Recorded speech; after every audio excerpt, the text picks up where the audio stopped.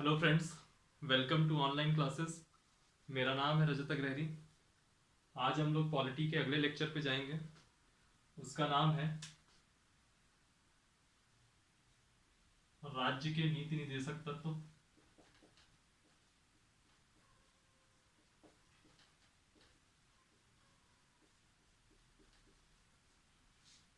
Directive principle of state policy, इसी को हम शॉर्ट में कहते हैं डीपीएसपी।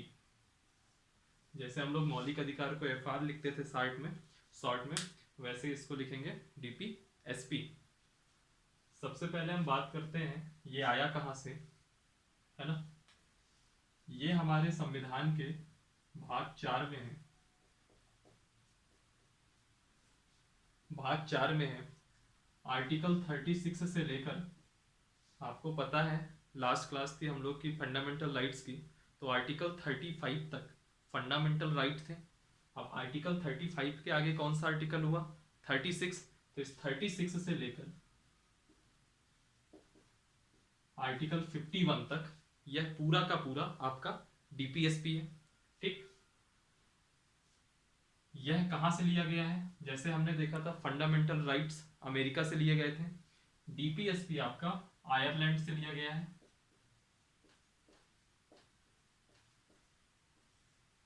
ये सब वन लाइनर है जो अक्सर पूछे जाते हैं। ठीक है, डीपीएसपी आयरलैंड से लिया गया है।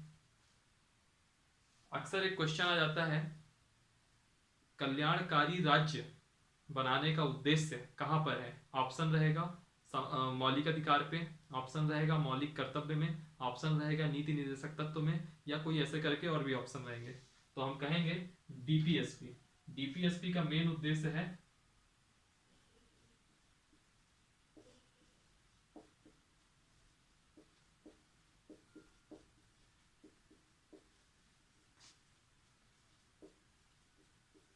डीपीएसपी का मेन उद्देश्य है भारत को एक कल्याणकारी राज्य बनाना।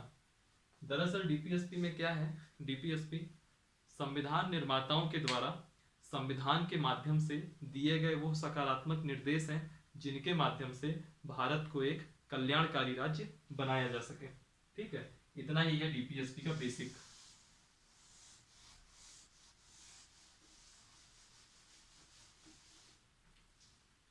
अब हम लोग डीपीएसपी का एक एक आर्टिकल पकड़ेंगे और हर एक आर्टिकल पे डिस्क्रिप्शन से डिटेल में देखेंगे।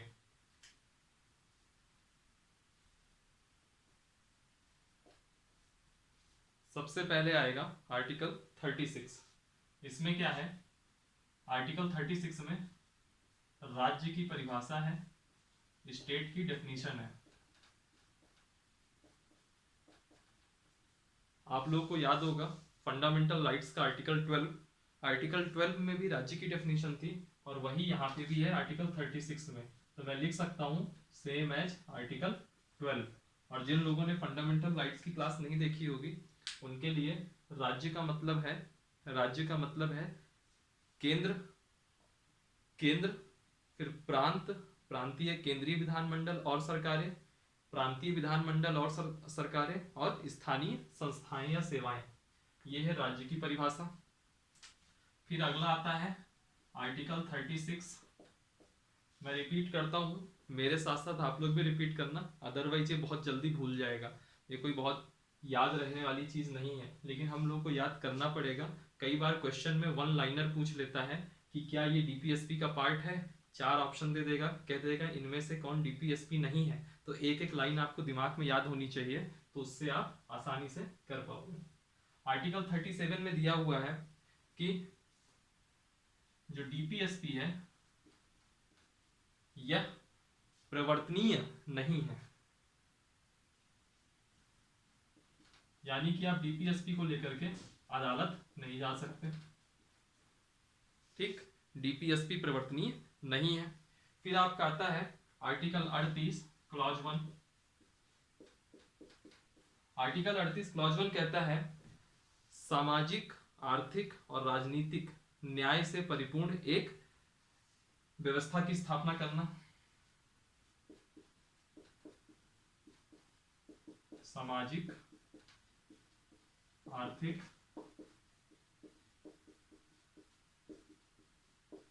राजनीतिक न्याय से परिपूर्ण एक व्यवस्था स्थापित करना। ठीक, फिर आएगा 38 क्लॉज 2। 38 क्लॉज 2 कहता है आय की असमानता, आय की असमानता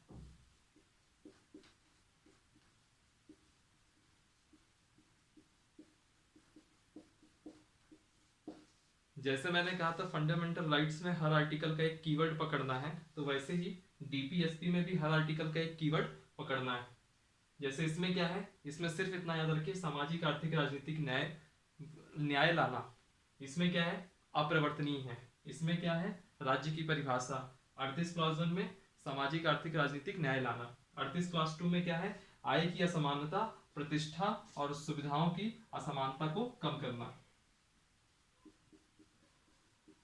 आय की असमानता, प्रतिष्ठा, सुविधाओं की असमानता कम करना। यानी कि दो लोग हैं, एक बहुत अमीर है, एक बहुत गरीब है, दोनों के बीच में एक बहुत ही ज्यादा असमानता की खाई है, उसको कम करना। हमको ऐसी पॉलिसीज बनाना है राज्य को, ये बीच की असमानता कम हो जाए। फिर इसके बाद आर्टिकल 39 में आएंगे, तो 39 में कई सारे क्लॉजेस रहेंगे। 39 clause A, clause B, clause C, clause D, clause E, clause F. सबसे पहले हम बात करते हैं आर्टिकल 39 में 39 क्लॉज ए की। आर्टिकल 39 क्लॉज ए कहता है स्त्रियों और पुरुषों के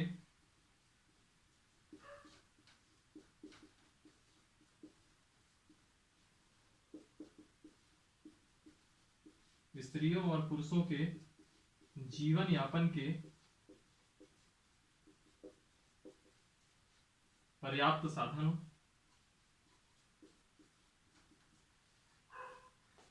इसका मतलब ये हुआ हर भारतीय, चाहे वो भारतीय पुरुष हो या भारतीय स्त्री, उसके जीवन यापन के पर्याप्त साधन अवेलेबल हो। फिर 39 क्लास बी कहता है देश के संसाधनों का जनहित में प्रयोग हो।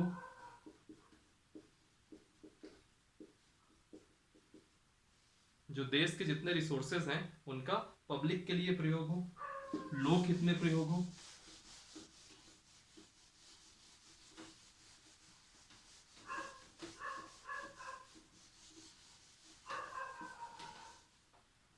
इस समय कुछ, चूंकि ये लेक्चर नाइट पे रिकॉर्ड हो रहा है तो अगल बगल का साउंड थोड़ा आएगा, है ना। ये रात के ऐसे दैत्य हैं जो शांत नहीं हो सकते, तो इनकी आप आवाज आराम से टॉलरेट कर सकते हैं। उम्मीद करता हूं कि 1-2 मिनट में ये दैत्य भी शांत हो जाएंगे। ठीक है। 39 क्लॉज सी कहता है कि जो भी उत्पादन के साधन है, उत्पादन के साधन याद रखिएगा, उत्पादन के साधन है, इनका, उत्पादन के साधनों का विकेंद्रीकरण करना, यानी कि डिसेंट्रलाइजेशन करना। यानी कि अगर कोई उत्पादन का साधन है वो किसी एक व्यक्ति के पास ना रहे, एक व्यक्ति विशेष के समूह के पास ना रहे, जबकि बल्कि पूरे देश में इसका विकेंद्रीकरण हो। ठीक है, ये 39 क्लॉज सी कहता है। फिर हम आते हैं 39 क्लॉज डी। बहुत फेवरेट है ये आर्टिकल, ये अक्सर किसी ना किसी एग्जाम में पूछ लेता है। ठीक है, इसमें है कि स्त्रियों व पुरुषों के लिए सामान्य कार्य हेतु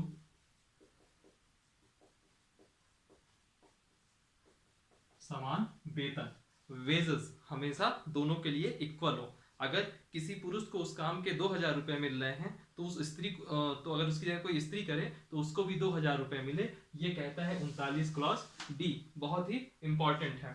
ठीक है, ये हो गया आपका 39 क्लॉज डी। दो आर्टिकल अभी इसमें और है, 39 क्लॉज ई और 39 क्लॉज एफ। 39 क्लॉज ई कहता है जो सिटीजन्स हैं, नागरिक हैं, उनके स्वास्थ्य की रक्षा, ये 39 क्लॉज ई कहता है। फिर आएगा 39 क्लॉज एफ। 39 क्लॉज एफ क्या है, मूल संविधान में नहीं था, ये आगे चल के एक अमेंडमेंट हुआ, उसके माध्यम से ये जोड़ा गया। ये अमेंडमेंट कब था, 2000। ये अमेंडमेंट कैसा था, क्या था, ये जब मैं पूरे आर्टिकल बता दूंगा उसके बाद में सारे बताऊंगा कि कौन कौन से किस किस अमेंडमेंट में जोड़े गए। इसमें है बचपन तथा यौवन को शोषण से बचाना। अब आप लोग क्या करिएगा, जो आर्टिकल एक बार बोर्ड में लिख देता हूं, या तो इसका एक स्क्रीनशॉट ले लीजिए या तो प्रॉपर नोट्स में लिख लीजिए। क्या होता है, क्वेश्चन आ जाता है, चार चीजें आ जाएंगी, जैसे इन चार में से कौन सा नीति निर्देशक तत्व नहीं है। चार ऑप्शन है, पहला पंचायतों का गठन, दूसरा सामान्य कार्य के लिए सामान्य वेतन स्त्री और पुरुषों में, तीसरा नागरिकों के स्वास्थ्य की रक्षा, और चौथा शिक्षा का अधिकार। इनमें से कौन कौन से डीपीएसपी में आते हैं या कौन कौन से नहीं आते हैं, ऐसे करके आपको क्वेश्चन पूछ लेगा। तो हर एक लाइन आपको याद होनी चाहिए। भले आपको एज अ आर्टिकल याद ना रहे कि 39 क्लास एफ में ये था कि बचपन तथा यौवन को शोषण से बचाना, लेकिन यह जरूर याद रहे कि यह आपका डीपीएसपी का हिस्सा है। ठीक है, अब हम आते हैं आर्टिकल 40 में, पंचायतों का गठन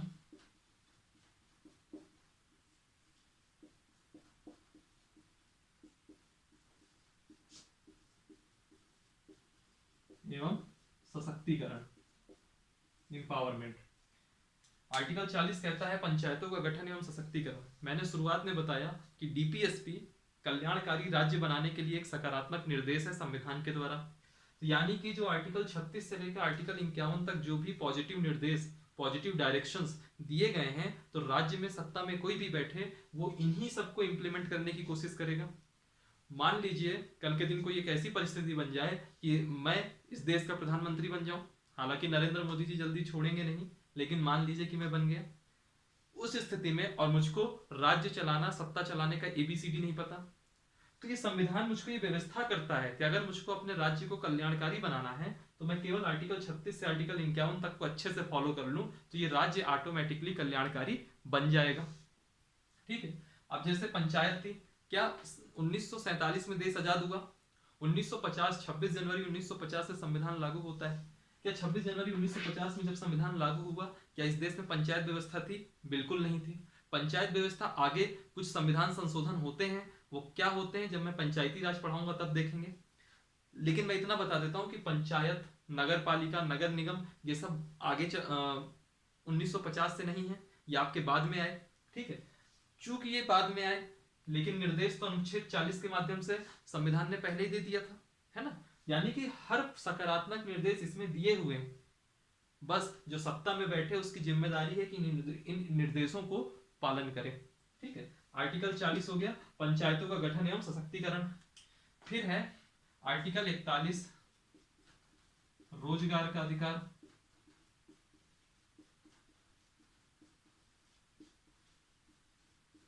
रोजगार का अधिकार, और इसमें एक चीज और है,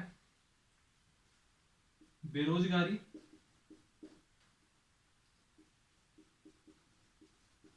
वृद्धावस्था,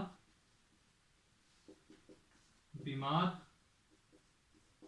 विकलांग, जिसको हम लोग बहुत ज्यादा दिव्यांग कहते हैं, विकलांग, इनको जो है विकलांग, इन्हें सहायता प्राप्त करने का अधिकार। मैं बताता हूं इस आर्टिकल का बेनिफिट क्या है। मुझे एक चीज बताइए, सबसे पहले याद करिए, मैंने अनुच्छेद 21 में बताया था रोजी रोटी का अधिकार मौलिक अधिकार है, लेकिन मैंने तब वहां कहा था ये, लेकिन रोजगार का अधिकार मौलिक अधिकार नहीं है। तो कभी क्वेश्चन आ जाए कि रोजगार का अधिकार मौलिक अधिकार है, तो कहेंगे नहीं, रोजगार का अधिकार डीपीएसपी में आता है। क्यों नहीं है? क्योंकि हर किसी को नौकरी दिला पाना गवर्नमेंट के बस में है नहीं, और कहीं व्यवस्था संचालन में दिक्कत ना हो जाए, इसी के लिए इसको डीपीएसपी में डाला गया। क्योंकि डीपीएसपी में अनुच्छेद 37 कहता है कि यह अपरिवर्तनीय है, अदालत जा नहीं सकता आदमी। ठीक है, तो उस परिस्थिति के लिए अब बेरोजगारी भत्ता, वृद्धावस्था, बूढ़े हो जाने पर पेंशन, बहुत ज्यादा बीमार हो गए तो आपको जो सहायता मिल जाती है, अक्सर आप देखते होंगे एक सांसद महोदय ने अपने सांसद निधि का कुछ पैसा दे दिया।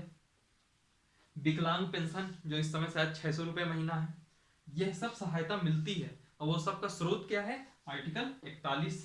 ठीक है, अब इसके बाद आते हैं आर्टिकल 42। ये भी बहुत ज्यादा क्वेश्चन में आता है। आर्टिकल 42 कहता है कि जैसे मैं हूं किसी फैक्ट्री में काम कर रहा हूं, तो उस काम करने वाली जगह पे मानवीय दशाएं हों। ऐसा नहीं कि हमको कहीं भी काम कराने को कह दो आप, काम की मानवीय दशाएं हों।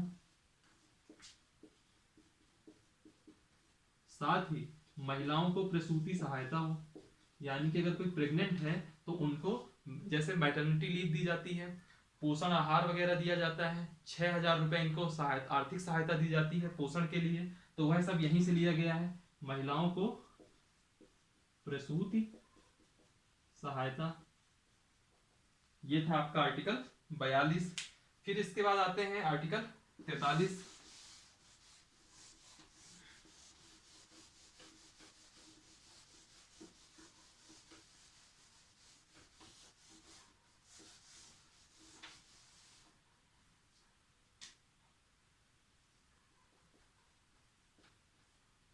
आर्टिकल 43 कहता है मजदूरों को निर्वाह मजदूरी, क्या होता है, ये सब चीजें अपने को आनी चाहिए। क्या है, होता क्या है कि वन लाइनर पूछता है कि ये डीपीएसपी में है या नहीं, और ये केवल एसएससी या रेलवे या पीसीएस लेवल में नहीं, ये यूपीएससी तक के लेवल में पूछता है। और इतना कंफ्यूजिंग होता है कि एंड मौके में बातें दिमाग से स्किप कर जाती है। मजदूरों को निर्वाह मजदूरी, कामा कुटीर उद्योगों को बढ़ावा देना।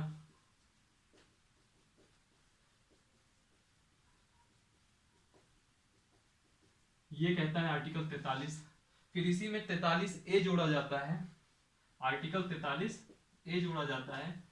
नाम ही से लग रहा है कि इसको बाद में जोड़ा गया है, ये मूल संविधान में नहीं था।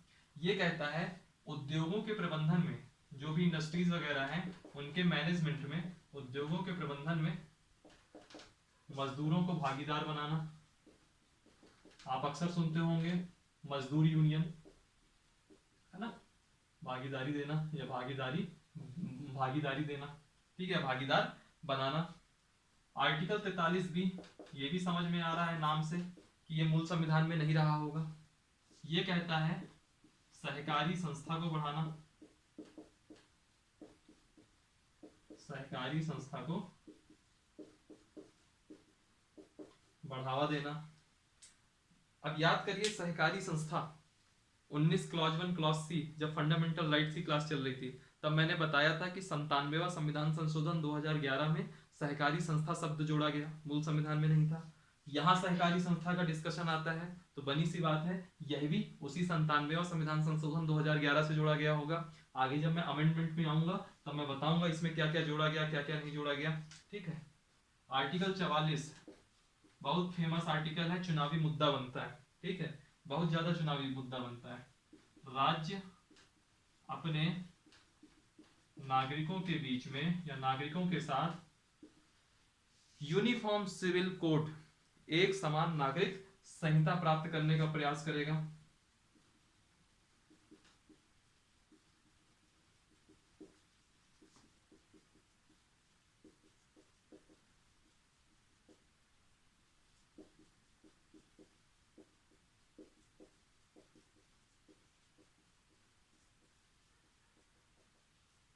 मैंने हर आर्टिकल में आपको कहा कीवर्ड पकड़ो। आर्टिकल 40 में आपने क्या कीवर्ड पकड़ा, पंचायत। आर्टिकल 41 उसमें आपने कीवर्ड क्या पकड़ा, रोजगार का अधिकार। साथ में जो ये बेरोजगारी भत्ता वगैरह होता है, वृद्धा पेंशन वगैरह होती है, विकलांग पेंशन वगैरह होती है। आर्टिकल 42 में आपने कीवर्ड क्या पकड़ा, काम की मानवीय दशाएं और प्रसूति सहायता। आर्टिकल 43 में आपने क्या पकड़ा, मजदूर। आर्टिकल 43 ए में क्या पकड़ा, उद्योगों में मजदूरों की भागीदारी। आर्टिकल 43 बी में आपने कीवर्ड क्या पकड़ा, सहकारी संस्था। उसी हिसाब से आर्टिकल 44 में आप क्या कीवर्ड पकड़ेंगे, ये एक समान नागरिक संहिता, uniform civil code. Bharatiya Janata party का ये सबसे बड़ा चुनावी मुद्दा भी रहा है। ठीक है, यूनिफॉर्म सिविल कोड, और इसको लाने की बात करता है आपका डीपीएसपी, एक कल्याणकारी राज्य बनाने के लिए। फिर इसके बाद हम आते हैं आर्टिकल 45 में। आर्टिकल 45 कहता है 6 वर्ष तक की आयु के, अब देखिएगा जैसे ये भी डीपीएसपी में एक संदेश दिया जा रहा है कि जो 6 वर्ष तक की आयु है उनके बच्चे, आयु के बच्चे को इनकी देखभाल करो, बच्चे को बाल्यावस्था तक में देख रेख करो।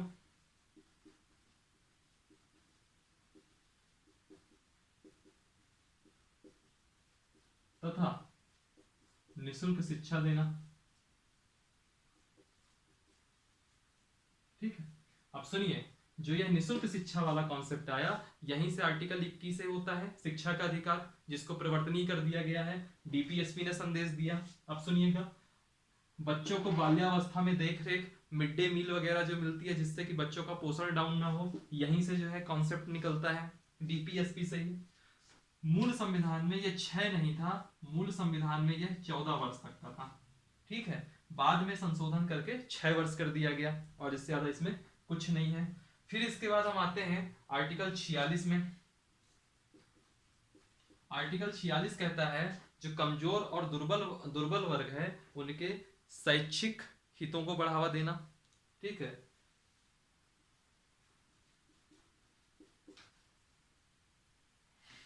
एक सेकेंड, आर्टिकल 46 में सिर्फ दुर्बल वर्ग नहीं है, अनुसूचित जाति और जनजाति के साथ है। अनुसूचित जाति व जनजाति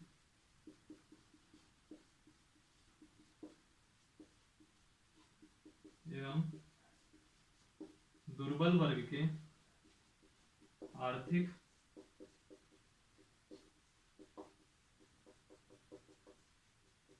व शैक्षिक हितों को बढ़ावा देना। ठीक है, आपने अक्सर सुने होंगे कि एससी की स्कॉलरशिप आती है, एसटी की स्कॉलरशिप आती है, वह यहीं से कॉन्सेप्ट आया है। क्या कि अगर कोई कमजोर वर्ग है, दुर्बल वर्ग है, तो उनको आप आर्थिक सहायता भी करो और शैक्षिक सहायता भी करो। फिर इसके बाद आता है आर्टिकल 47। 47 कहता है जो पोषाहार है और जीवन स्तर में सुधार, यानी खाना मिले, साथ ही पोषण वाला, न्यूट्रिशन वाला खाना मिले, और life standard, living standard of life, जीवन स्तर में सुधार हो। जो आप लोग, जो जैसे हम लोग को मिलता है ना बीपीएल वालों को खाना वगैरह, वो सब यहीं से एक कॉन्सेप्ट आता है। ठीक है, इसके अलावा एक कॉन्सेप्ट और है इसमें, शराब और मादक द्रव्यों में पाबंदी लगाना। आपने अक्सर सुना होगा गुजरात राज्य ने शराब बैन कर दिया, बिहार राज्य ने शराब बंदी कर दी। तो ये सब जो कॉन्सेप्ट आता है, ये सब कहां से आ रहा है? आर्टिकल 47 से आ रहा है। अब हम बात करते हैं आर्टिकल 48 का।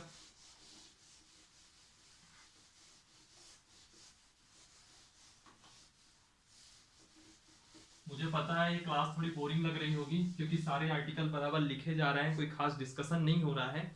ये बोरिंग लगेगी ही लगेगी, कोई बहुत बड़ी बात नहीं है। जब मैंने भी कभी पढ़ा होगा तो मुझको भी ये बोरिंग ही लग रहा था। ठीक है, लेकिन जब मैंने इसका क्वेश्चन पेपर में वेटेज देखा और जब जाना कि मेरे और सिलेक्शन के बीच में यही टॉपिक आ रहा है, उस दिन से ये क्लास बोरिंग लगना बंद हो गई। यकीन मानिए, मुझे भी आर्टिकल कभी याद नहीं होते थे। ठीक है, मैं कीवर्ड थोड़े बहुत याद रखता था, लेकिन तब भी मैं भूल जाता था। खास तौर पे ये प्रसूति सहायता हो गया, और एक मेरे से मिस्टेक हुई थी जब मैं एग्जाम देने जा रहा था, एक प्रसूति सहायता में मिस्टेक हो गई थी और एक रोजगार के अधिकार में मिस्टेक हो गई थी, और ये क्वेश्चन पेपर में पूछ लिया था। इसीलिए मैं आपसे भी कहता हूँ कि इसका हर एक वर्ड आप अच्छे से एक बार आप नजर पर देख लेंगे ना, तो कभी आप भूलेंगे नहीं। और हो सकेगा तो जो इसके आर्टिकल हैं वो मैं टेलीग्राम ग्रुप में डाल दूंगा। अगर आप नहीं भी लिख रहे हो तो फोटो में आप देख सकते हैं टेलीग्राम ग्रुप में जाकर के, तो आर्टिकल आपको लिखने की जरूरत नहीं पड़ेगी। ठीक, आर्टिकल 48 कहता है कृषि एवं पशुपालन का गठन, जो बोर्ड वगैरह बनते हैं, गठन। इसके अलावा ये कहता है जो गाय और गाय के साथ जो भी दुधारू पशु हैं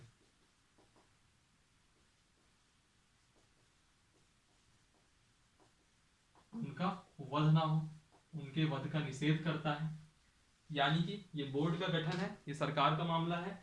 गाय और दुधारू पशु के वध का निषेध, यानी कि जैसे होता नहीं है कि गाय स्लॉटर हाउस में गाय कटती हैं तो उसके लिए कानून बन जाता है कि जो कोई गाय के साथ गाय को काटेगा या किसी भी दुधारू पशु को काटेगा तो उसको इतने साल की जेल वगैरह होगी। तो वह कॉन्सेप्ट यहां से आता है। फिर आता है आर्टिकल 48A, नाम से ही लग रहा है 48A है, यानी कि मूल संविधान में ना रहा होगा। यह कहता है पर्यावरण का संरक्षण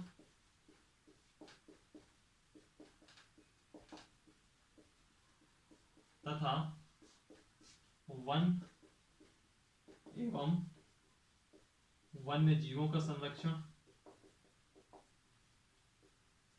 ठीक है, 48 से ये कहता है। अब सिर्फ 3 आर्टिकल और बचा है, 49, 50 और 51। उसके बाद आपको ये क्लास बोरिंग बिल्कुल नहीं लगेगी। अगले पार्ट में आते हैं। 49 आर्टिकल आता है, ये कहता है जो ऐतिहासिक व कलात्मक महत्व के स्थल हैं, कलात्मक महत्व के स्थल व वस्तुओं का संरक्षण। आपने अक्सर ये सब काम किसका है, मेनली ये आर्ट एंड कल्चर डिपार्टमेंट का है, कला और संस्कृति जो डिपार्टमेंट है। पर्यटन मंत्रालय इनका ये डिपार्टमेंट है। आपके लिए क्वेश्चन बनता है, इस समय पर्यटन मंत्री कौन है? इस समय पर्यटन मंत्री कौन है? ठीक है, जरूर सर्च करिएगा और बताइएगा। फिर आते हैं आर्टिकल 50, बहुत इंपॉर्टेंट आर्टिकल है, बहुत जगह आता है। ये कहता है कार्यपालिका से न्यायपालिका का अलगाव। मिनिस्टर को आप गूगल में मत सर्च करिएगा, उनका नाम है प्रहलाद सिंह पटेल जी, हमारे मध्य प्रदेश के ही सांसद हैं। एक जगह से याद नहीं आ रहा है शायद, लेकिन दतिया से हैं, लेकिन मैं कंफर्म नहीं हूं इस चीज से। फिर आता है, हाँ पहले ये बात कर लेता हूँ, ये आर्टिकल बहुत इंपॉर्टेंट है। क्यों इंपॉर्टेंट है? अक्सर पूछ लेता है, ये तो एज ए आर्टिकल पूछ लेता है। कार्यपालिका से न्यायपालिका का अलगाव कहाँ पे डिस्कशन हो रहा है, किस आर्टिकल में हो रहा है? तो डीपीएसपी के आर्टिकल 50 में हो रहा है। फिर आता है आर्टिकल 51, बहुत सिंपल लाइन कहता है लेकिन बहुत महत्वपूर्ण चीज कहता है। अंतरराष्ट्रीय शांति, इंटरनेशनल पीस एवं सिक्योरिटी, सुरक्षा को बढ़ावा देना। और यहीं से आपके डीपीएसपी के सारे आर्टिकल खत्म होते हैं। आर्टिकल 36 टू 51 ये है, आप स्क्रीनशॉट ले सकते हो, अदरवाइज मैं टेलीग्राम ग्रुप में इसके आपको आर्टिकल प्रोवाइड करवा दूंगा। ठीक है, अब आप कह सकते हो कि आपने कहा था कि जब ये आर्टिकल खत्म हो जाएंगे तब क्लास इंटरेस्टिंग हो जाएगी। तो इंटरेस्टिंग इसलिए हो जाएगी क्योंकि अब जो सारी चीजें आएंगी ये सब आपकी कॉन्सेप्चुअल चीजें आएंगी, और कॉन्सेप्चुअल चीजों की स्टोरी अच्छी लगा करती है सुनने में। खैर मुझे तो अच्छी लगती है, आपको अच्छी लगती है नहीं आप बताइएगा बाद में। डीपीएसपी से रिलेटेड 3 संविधान संशोधन है। सबसे पहला संविधान संशोधन है 42वां संविधान संशोधन। पूरा नहीं लिखता हूं मैं, सिर्फ 42वां संशोधन लिख देता हूं, बीच में संविधान आप खुद समझ लीजिएगा। 1976 में हुआ था। दूसरा मेन संविधान संशोधन था इसमें 44वां संविधान संशोधन, ये 1978 में हुआ था। फिर एक और अमेंडमेंट है 97वां संविधान संशोधन, ये 2011 में हुआ था। अब इसमें मैं ये बात करना है कि किसमें कौन सा आर्टिकल जोड़ा गया। तो 97वें संविधान संशोधन का मैंने डिस्कस थोड़ी देर पहले किया था कि आर्टिकल 43B, ये 97वें संविधान संशोधन 2011 में जोड़ा गया। आर्टिकल 43B में क्या था? 43B कह रहा था सहकारी संस्था को बढ़ावा देना। जब मैंने 43B की बात की थी तो मैंने यहाँ पे डिस्कस कर भी लिया था। अब हम आते हैं 44वें संविधान संशोधन में। 44वें संविधान संशोधन में सिर्फ एक आर्टिकल जोड़ा गया था, वो आर्टिकल था 38 क्लॉज 2। याद करिए 38 क्लॉज 2, आय की असमानता, प्रतिष्ठा, सुरक्षा और अवसर की असमानता को कम करना, यानी कि इनइक्वालिटी कम करना, ये 38 क्लास 2 44वें संविधान संशोधन 1978 के तहत जोड़ा गया था। इसके अलावा जितने आर्टिकल थे जो एक्स्ट्रा ऐड हुए सब 42वें संविधान संशोधन में ऐड हुए होंगे। कौन कौन सा? सबसे पहले हम बात करेंगे 39A। 39A क्या कहता है? 39A कहता है निशुल्क कानूनी सहायता, निशुल्क कानूनी सहायता एक्सक्यूज मी, गला सूख रहा है थोड़ा।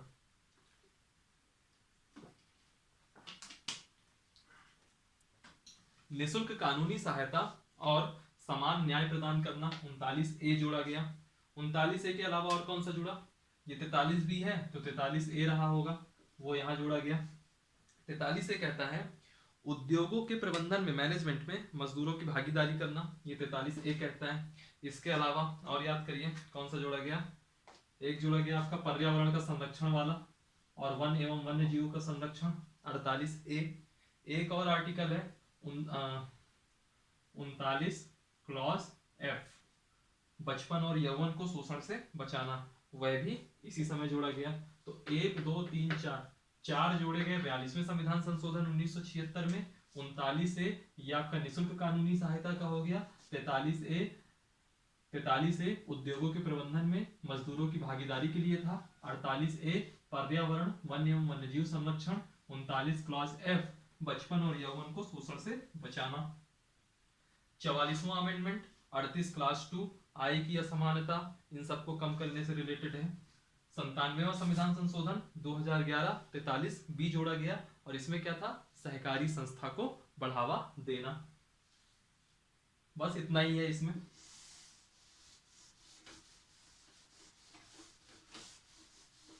अब बात होती है कि इनका वर्गीकरण, डीपीएसपी को वर्गीकरण क्या होता है? कई सारी जब विचारधाराएं होती हैं तो हर विचारधारा क्लेम करती है कि ये मेरी विचारधारा से है, ये मेरी विचारधारा से है। तो हम 3 विचारधाराओं में देखेंगे। एक समाजवादी विचारधारा कि कौन कौन से आर्टिकल डीपीएसपी में कौन कौन से आर्टिकल समाजवादी विचारधारा के हैं। एक देखेंगे हम गांधीवादी, बहुत इंपॉर्टेंट है ये कि गांधीवादी विचारधारा से कौन प्रेरित है। और एक हम देखेंगे आधुनिक, जो आज का समय है, आधुनिक विचारधारा थोड़ा मॉडर्न सोच के हिसाब से, इसमें कौन कौन सा आएगा, कौन कौन सा आर्टिकल आएगा। सबसे पहले हम बात करेंगे समाजवादी की। तो अभी जो 38 क्लास 2 की हम बात किए, आय की असमानता ये सब कम करना, 38 क्लास 2 समाजवादी में आएगा। 38 क्लास 2 के बाद 39 के जो आर्टिकल याद करिए, संसाधनों का विकेंद्रीकरण करना, वो किसमें था? देश के संसाधनों का विकेंद्रीकरण करना 39 क्लॉज बी में था। फिर इसके बाद आता है 39 क्लॉज सी, जो कहता था कि उत्पादन के साधनों का विकेंद्रीकरण करना। विकेंद्रीकरण करने का मतलब क्या है? सब तक पहुंच होना, और सब तक पहुंच होने का मतलब क्या है? सोशलिज्म, समाजवाद। उसके बाद आता है 43A। 43A में क्या था? अभी मैंने थोड़ी देर पहले डिस्कस किया कि उद्योगों के प्रबंधन में मजदूरों की भागीदारी होना, यह भी एक प्रकार का समाजवादी कहलाएगा। 43A के बाद क्या होगा? जो मेन 43 है वह भी हो गया, कुटीर उद्योगों को बढ़ावा देना वगैरह, समाजवाद कहलाएगा एक प्रकार से। फिर एक आर्टिकल है 39A, निशुल्क कानूनी सहायता वाला, यह भी इसी में आएगा। फिर इसके अलावा एक है आपका आर्टिकल 41, जिसमें जो है वृद्धा पेंशन वगैरह दी जाती है, वह भी एक प्रकार का समाजवादी विचार है। फिर है आपका आर्टिकल 42। 42 में क्या है? काम की मानवीय दशाएं और प्रसूति सहायता जी, 42 भी इसमें ऐड होगा। फिर एक आर्टिकल और आएगा आपका पोषाहार वाला, जो आर्टिकल 47 था, जिसमें मादक द्रव्य वगैरह पे पाबंदी थी, उसको भी आप इसमें ला सकते हैं। ठीक है। फिर हम बात करते हैं गांधीवादी विचारधारा। सबसे फेमस तो इनका यही है, आर्टिकल 40 पंचायतों का गठन और सशक्तिकरण। फिर एक है इनका आर्टिकल 51, अंतरराष्ट्रीय शांति और सुरक्षा। फिर एक है इनका 47 में क्या है कि जो मादक द्रव्य वगैरह, शराबबंदी वगैरह। फिर एक है इनका 48 कि किसी भी प्रकार की जीव हत्या वगैरह नहीं होनी चाहिए। फिर इनका एक है आपका 43, ये मजदूर वाला। एक हो गया आपका 43B, सहकारी संस्था वाला। ठीक है, ये सब इनका आएगा। एक और ले सकते हैं, जो दुर्बल वर्ग वगैरह है उनको आर्थिक और शैक्षिक सहायता देना। अक्सर ये भी अपने आंदोलन के समय में दुर्बल वर्ग के लिए बहुत सोचे, आर्टिकल 46। अब हम बात करते हैं इस आधुनिक विचार की। इसमें सबसे पहला फेमस तो आएगा आर्टिकल 50, न्यायपालिका और कार्यपालिका का अलगाव। फिर एक और आएगा समान कार्य के लिए समान वेतन, यानी कि 39 क्लॉज डी। और थोड़ा सा दिमाग लगाइए, और कौन सा आएगा? जो हमारा ये था ऐतिहासिक और कलात्मक महत्व की चीजें थी, आर्टिकल 49। और सोचिए, जब आप बुक वगैरह में देखेंगे तो बहुत सारे मिलेंगे। कई बार क्या होता है, एक ही आर्टिकल जो है तीनों विचारधाराओं से प्रेरित हो जाता है, ठीक है। फिर और एक आध और सोचिए, यूनिफॉर्म सिविल कोड, आर्टिकल 44 इसी में आएगा। 6 वर्ष तक की आयु के बच्चों के लिए सहायता वगैरह, आर्टिकल 45, यही आधुनिक विचार में ही आएगा, सब यही रहेगा। आर्टिकल 51, अंतरराष्ट्रीय सुरक्षा वगैरह, यूएन यूनाइटेड नेशन आज भी उसी के लिए काम कर रहा है। और क्या हो सकता है, पर्यावरण का संरक्षण वगैरह 48 से, वह भी इसमें आ सकता है। ऐसे ये है, बाकी इसमें कोई बहुत डिटेल में नहीं जाना, लेकिन गांधीवादी तो बहुत ज्यादा जरूरी है, गांधीवादी और समाजवादी, ठीक। जब आप हर आर्टिकल को समझेंगे, हर आर्टिकल को एक दो बार पढ़ेंगे, तो आपको ऑटोमेटिकली समझ में आ जाएगा कि इसमें गांधीवाद की झलक है, समाजवाद की झलक है, या आधुनिक विचारों की झलक है। अब हम बात करेंगे कि इस डीपीएसपी के लिए कई तरीके की बातें हुई, कई लोगों ने कई तरीके की बात कही। तो डीपीएसपी के लिए सबसे पहले केटी शाह की बात करते हैं। केटी शाह ने कहा, अक्सर ये पूछ लेता है कि ये स्टेटमेंट किसका है, तो पता होना चाहिए। केटी शाह ने कहा कि डीपीएसपी एक ऐसे चेक की भांति है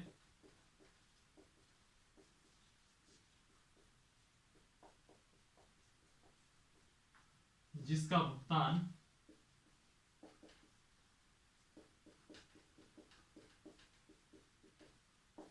बैंक की इच्छा पर निर्भर करता है।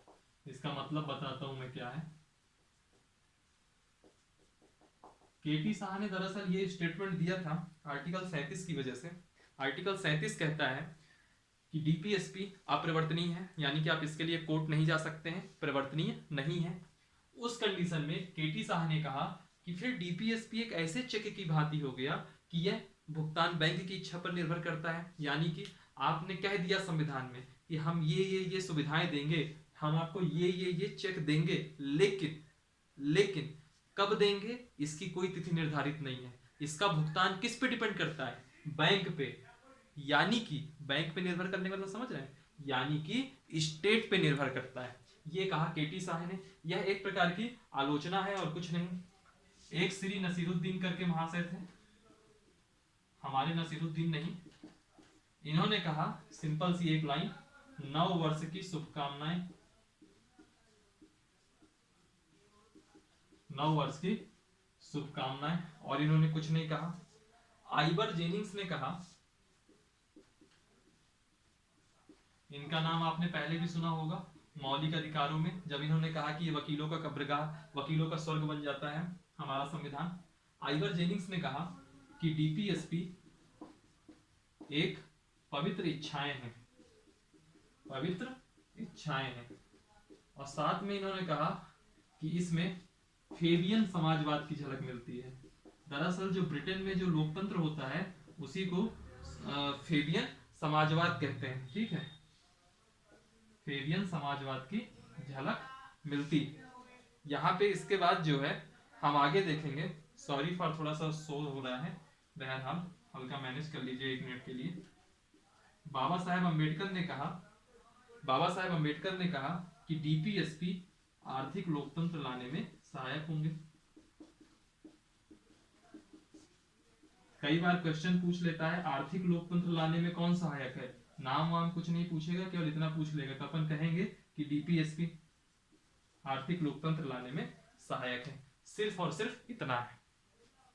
इतने में ही आप डीपीएसपी के बहुत सारे क्वेश्चन कर लेंगे। अब हम बात कर लेते हैं डीपीएसपी और फंडामेंटल राइट्स की तुलना, जल्दी जल्दी, एक ही क्लास में हमको ये पूरा निपटाना है। Fundamental rights, DPSP. Fundamental rights, मौलिक अधिकारों का जो स्वरूप है वह नकारात्मक स्वरूप है। डीपीएसपी का सकारात्मक स्वरूप है। ठीक, फंडामेंटल राइट्स आपके प्रवर्तनीय है, और ये प्रवर्तनीय होंगे, ये कौन कहता है, ये आर्टिकल 32 कहता है। और डीपीएसपी अपरिवर्तनीय है, और ये कौन कहता है, आर्टिकल 37 कहता है। ठीक, फंडामेंटल राइट्स में दुनिया भर की सीमाएं हैं, लिमिटेशंस हैं, इसमें ऐसा कोई प्रावधान नहीं है। फिर विशेष परिस्थितियों में इसका निलंबन किया जा सकता है। हमने बात की थी अनुच्छेद 358, अनुच्छेद 359 और 44वां संविधान संशोधन 1978, निलंबन हो सकता है। और डीपीएसपी क्या है, जब तक आप इन्हें लागू नहीं करते तब तक तो यह स्वतः ही निलंबित है। क्या यूनिफॉर्म सिविल कोड आ गया क्या इस देश में? नहीं आया ना, वो निलंबित ही है ना अनुच्छेद 44 में। अगर इनको लागू कर देंगे तो कोई बात नहीं, ठीक है, यह स्वतः निलंबित है। केवल इतना इसमें डिस्कशन बनता है। इसके बाद एक स्टेप में और बात करते हैं, दरअसल ये एक डिबेट का मुद्दा है। 39 क्लॉज बी, दो आर्टिकल हैं डीपीएसपी के, 39 क्लॉज बी और 39 क्लॉज सी। 39 क्लॉज बी कहता है देश के संसाधनों का विकेंद्रीकरण, और 39 क्लॉज सी कहता है उत्पादन के सभी साधनों का विकेंद्रीकरण। ये दो चीजें हैं, यानी कि ये दोनों चीजें किस चीज की बात करती हैं, ये बात करती हैं कि हमारे देश में जमींदारी ना हो। आप 2021 में रह के मत सोचिएगा, यहां आप 1950 में पहुंच जाइए कि जहां एक वर्ग है जिसके पास इस जमीन का अधिकांश हिस्सा है। ठीक है, गांवों में एक परिवार है जिसके पास पूरी की पूरी जमीन है, बाकी सब वहां खेतीहर मजदूर बन के काम कर रहे हैं। वैसी परिस्थिति में मतलब एक प्रकार से वो जमींदार वर्ग हो गया। 39 क्लॉज बी जो विकेंद्रीकरण की बात कर रहा है, 39 क्लॉज बी और 39 क्लॉज सी, इसने एक प्रकार से चर्चा कर दी किसकी, जमींदारी उन्मूलन की। ठीक, अब आप आइए मौलिक अधिकारों में। मौलिक अधिकारों में एक है आर्टिकल 14, एक है आर्टिकल 19, इसमें है 19 क्लॉज 1 सब क्लॉज एफ जो कि बाद में हटा दिया गया था, और एक है आर्टिकल 31 जो कि बाद में हटा दिया गया था। ये किससे संबंधित थे याद करिए, मैंने उसी टाइम पे बताया था, संपत्ति का अधिकार। अब ये कहां लाके खड़ा कर दिया गया है, अब इसको सांविधिक अधिकार बना दिया गया है। अब ये मौलिक अधिकार नहीं रह गए अनुच्छेद 300 ए में जाकर के। बहरहाल अभी हम मुद्दे में आते हैं, संपत्ति का अधिकार। अब अगर गवर्नमेंट जमींदारी उन्मूलन को लेकर के कोई कानून बनाती उसने जमींदारी उन्मूलन को लेकर के, तो क्या वह संपत्ति के अधिकार का उल्लंघन नहीं करेगा? बिल्कुल करेगा। यानी कि अगर हम इस कॉन्सेप्ट को और इस कॉन्सेप्ट को देखें तो यहां पे आपस में क्या है, विरोधाभास है। बहस होगी कि फिर किसको माना जाए, इसको माने कि इसको माने, यही बहस है। इसके लिए गवर्नमेंट ने बीच का रास्ता निकाला और एक शेड्यूल ले आया, 9वीं अनुसूची। 9वीं अनुसूची, और ये कहा गया 9वीं अनुसूची में जो कुछ भी शामिल होगा उसमें किसी भी प्रकार का न्यायालय हस्तक्षेप नहीं करेगा। न्यायालय हस्तक्षेप नहीं करेगा। मान लीजिए कल के दिन आप कह दो कि हमको 50% से ऊपर आरक्षण देना है, या कुछ भी, जैसे अक्सर आप सुनते होंगे मराठा आरक्षण, जाट आरक्षण, गुर्जर आरक्षण, अगर इनको कभी मान लो गवर्नमेंट को ये हो जाए चलो इनको आरक्षण दे देते हैं, मामला खत्म करते हैं, तो कैसे देगा? इंदिरा साहनी का केस का वायलेशन हो जाएगा। तो उस परिस्थिति में 9वीं अनुसूची एक ऐसा कॉन्सेप्ट है जहां पर आप चीजें डाल सकते हैं जहां न्यायालय हस्तक्षेप नहीं कर सकता। फिर अभी बताऊंगा आगे की अभी वर्तमान स्थिति क्या है इसकी। फिर एक मामला आया मिनर्वा मिल्स का, चलिए अभी यहां पे छोड़ते हैं। फिर एक 1973 में केशवानंद भारती वाला केस, आपको याद ही होगा। 1969 केशवानंद भारती बनाम भारत संघ, पूरा नहीं लिखता हूं, हर क्लास के एंड में केशवानंद भारती आ ही जाते हैं।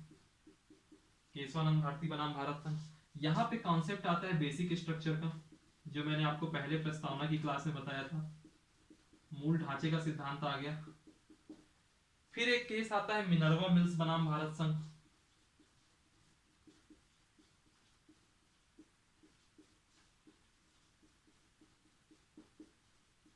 ये बात थी 1980 की। तो मूल ढांचे के सिद्धांत में ये आ गया, मूल ढांचे के सिद्धांत में ये आ गया। अब ये काम हो चुका, ये जमींदारी उन्मूलन को 9वीं अनुसूची में सरकार ने डाल रखा है पहले। अब ये हम बात कर रहे हैं 1973 में, आ जाइए 1973 में मूल ढांचे का सिद्धांत आया।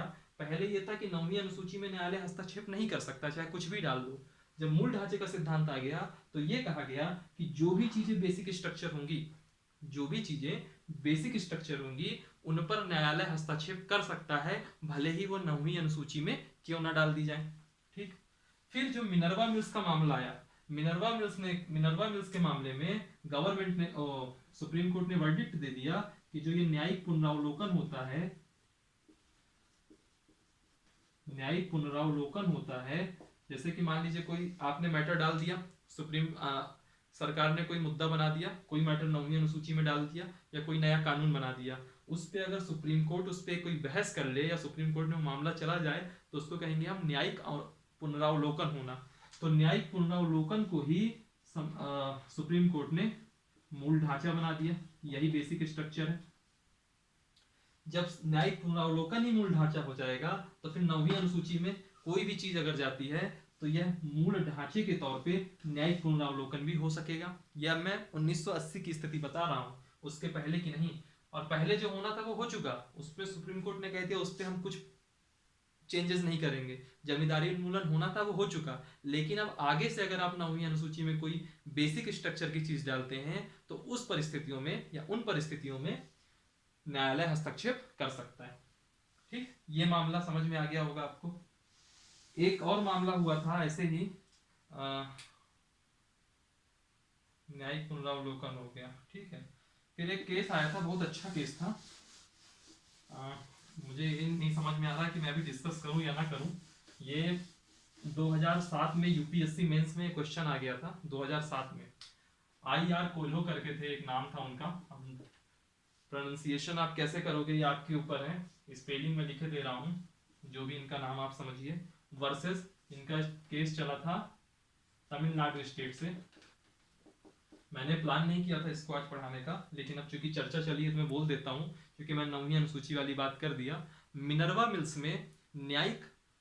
मिल्स वाले मामले में न्यायिक पुनरावलोकन को मूल ढांचा बनाया गया, ठीक है। अब कहा गया कि 9वीं अनुसूची में, इस मामले में कहा गया अगर 9वीं अनुसूची में कोई मूल ढांचा आ जाता है तो उसका न्यायिक पुनरावलोकन हो सकता है। ये था IR कोल्हो मामले में। हालांकि मैं इसमें बहुत ज्यादा नहीं जाना चाहता क्योंकि आपके लिए बहुत ज्यादा ये इंपॉर्टेंट नहीं। और एक डिबेट बनी रही अभी भी, क्या फंडामेंटल राइट और DPSP, इसमें ये बड़ा है, ये बड़ा है, या दोनों बराबर है। ये डिबेट का इशू था। इसके मामले में कई सारे वर्डिक्ट आए। वर्डिक्ट कैसे आए? एक मामला था चंपकम दोराइजम, ऐसे करके नाम था उनका, दोराइजम। ये बहुत पहले का मामला है। ये मामला चला था मद्रास राज्य में 1951 में, वर्सेस मद्रास राज्य 1951 में। इनमें इन्होंने क्या किया, मौलिक अधिकार, फंडामेंटल राइट को वरीयता दी। और याद रखिए ये बहस चालू कहां से होती है, 39 क्लॉज बी, 39 क्लॉज सी और मौलिक अधिकारों के आर्टिकल 14, आर्टिकल 19 और आर्टिकल 31 को लेकर के, वहीं से ये बहस चालू हुई थी। ये 1951 की बात कर रहा हूं मैं। चंपकम दोराइजम वाले मामले में मौलिक अधिकार को वरीयता दी गई। फिर एक विधेयक आया था, केरल शिक्षा विधेयक। ये आया था 1957 में। इस विधेयक में कहा गया कि फंडामेंटल राइट और नीति निर्देशक तत्व दोनों एक दूसरे के परस्पर पूरक हैं। इस सिद्धांत को कहा गया हार्मोनियस कंस्ट्रक्शन कहा गया, परस्पर पूरक। ठीक, रचनात्मक संयोजक का सिद्धांत कहते हैं हिंदी में, ठीक है। ये कहा गया इस मामले से। फिर एक संशोधन हुआ 25वां संविधान संशोधन। मैं केवल 25वां संशोधन लिखता हूं, आप लोग इसको 25वां संविधान संशोधन ही पढ़ना। ये हुआ 1971 में। यहां पे कहा गया जो 39 क्लॉज बी और 39 क्लॉज सी है, जिस पे इतनी देर से इतनी बहस चल रही है, ये आपका आर्टिकल 14, 19 और 31 इनके ऊपर है, यानी कि इसको वरीयता दी गई। अभी भी हम यहीं पे हैं, ठीक। फिर 42वां संविधान संशोधन हुआ 1976 में। इसमें कहा गया सभी डीपीएसपी, सभी राज्य के जो जितने भी नीति निर्देशक तत्व हैं डीपीएसपी, इनको मौलिक अधिकारों के ऊपर रखा जाए, ठीक। फिर इसके बाद एक बहुत फेमस केस होता है मिनर्वा मिल्स, जिसके बारे में हम पहले भी डिस्कस कर चुके हैं 2-3 बार, मौलिक अधिकारों में भी इस पे डिस्कस किया गया था, वर्सेस भारत संघ। ये मैटर था 1980 का। इसमें जो सुप्रीम कोर्ट ने वर्डिक्ट दिया, सबसे पहले 42वें संविधान संशोधन के इस प्रावधान को, पूरा 42वां संविधान संशोधन मत कह दीजिएगा, जो ये प्रावधान था कि सभी डीपीएसपी इनको वरीयता दे दी गई फंडामेंटल राइट्स के ऊपर, तो 42वें संशोधन के इस प्रावधान को रद्द कर दिया गया, ठीक। तो अब ये होता है, और ये कहा गया कि अब ये, तो हम बात करेंगे कि आज की स्थिति क्या है।